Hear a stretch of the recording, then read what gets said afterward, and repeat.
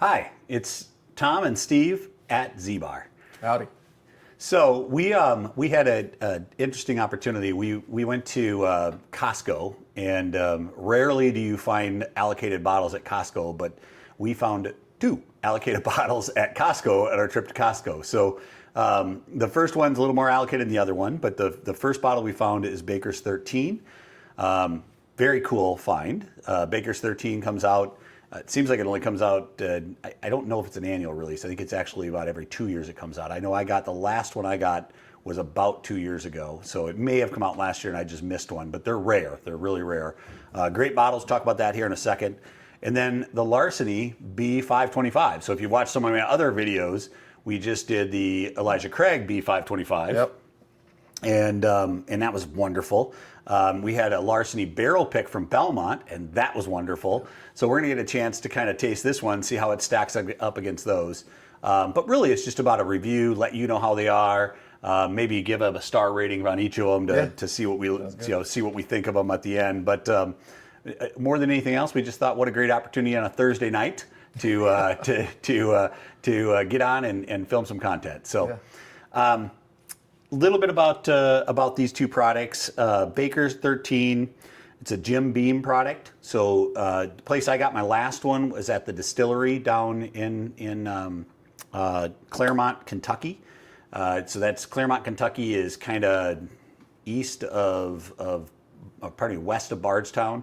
So it's near Bardstown, but it's a little bit out of Bardstown. We are actually going to, our wives and us, we're headed there in a couple weeks actually, and going to go do the Bourbon Trail. And this is one of the places we're going to go, which will be fun. Looking forward to that. Yeah. That'll be a great time. Yeah, it should be cool. There's a really cool restaurant there that we have scheduled for lunch one of the days called the Kitchen Table. And so I've not had the pleasure of eating there before, but I've heard so many people talk about it. I know they do a once a month event there where they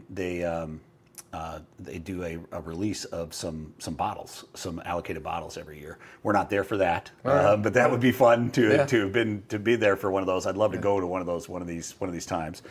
But these are single barrel offerings. So the Baker's 13 is a single barrel offering.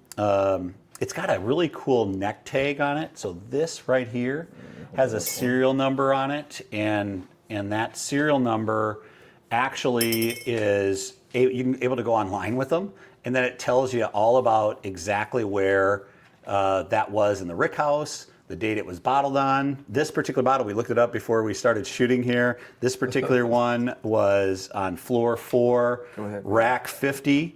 It was barreled on September of 2011.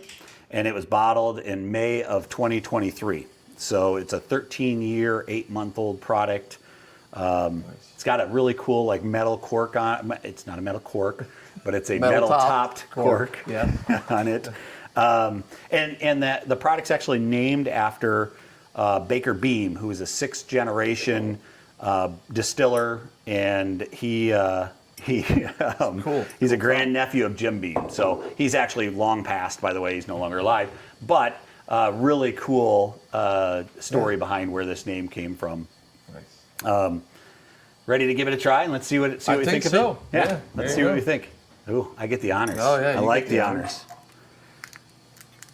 And you were saying something before we got on about your hat, so you're excited about your hat? I'm fired up. This is my second video. It's my second different Purdue hat. So Tom's a Purdue alum. Yes. Well, we're up. So here we go. We'll see fresh crack. Oh, that's a good one. Good. It's a solid one. Again, 13-year-old bourbon. Mash bill on this one is 77% corn, 13% rye, 10% malted barley. It's 107 proof, about $130, although at Costco it is actually, I think, 110, 115, so it's a little cheaper than MSRP, which is weird how the Costco pulls that off. I guess they buy so much that it is less expensive there than anywhere else. I think when I got it at the distillery, it was even like 130 a couple of years ago, but we're excited. I'm excited to give this a shot. I am too, because with only 13% rye, it's a high proof. It's fairly high proof, 107. But I don't think it's going to have that real rye kick you in the teeth, right? Yeah. And with that corn percentage, 77% corn, it's got to be pretty smooth, got to be pretty mellow, right? So even for 13 years. I'm already picking up scents. This far away from my nose, I'm already picking up scents of it, which is interesting. Okay, so this really smells kind of like that. It's got the oak smell, but it smells kind of, right off the bat, I picked up just like the sweet mash or the mash bill coming out. Like if you were in the distillery, you could just smell that smell. Yeah, and it's really, it's got a lot of ethanol on it. So for a 107, it actually at least smells hotter than a 107, which is interesting because I don't remember that in the bottle I had last time. Well, when they say this is supposed to be really oak forward, but the oak's not really hitting you real hard right now, right? No. So if anything, I'm getting, once you get past that ethanol-y smell, there's a little bit of maybe some caramel in there, and maybe some dark fruit type stuff. Well, let's taste this thing. Yeah, let's get him.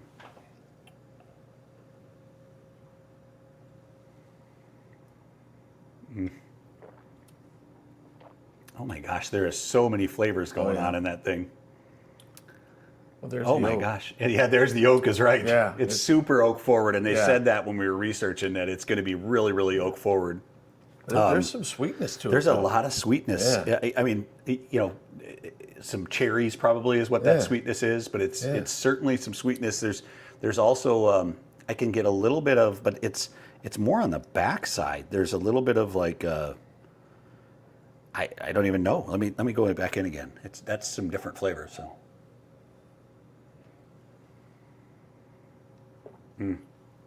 That second sip, I got a ton of caramel, a ton of like toffee even in the second sip on the front end.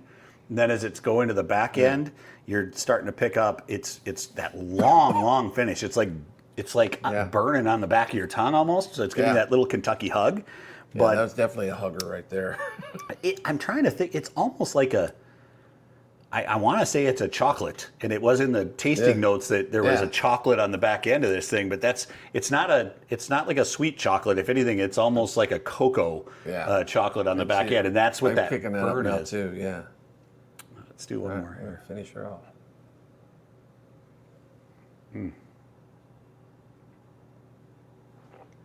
I'm telling you, man, that's pretty good though. That's really pretty good for a $120, $130 bottle. That's pretty good as you're coughing. Yeah. Again, here we go. Well, I think it's smooth as Jeff would tell us. It's nice. Yeah, it's really good though. Yeah, I mean, I think it's just that I didn't get a good swallow there going, and it's like stuck. But yeah.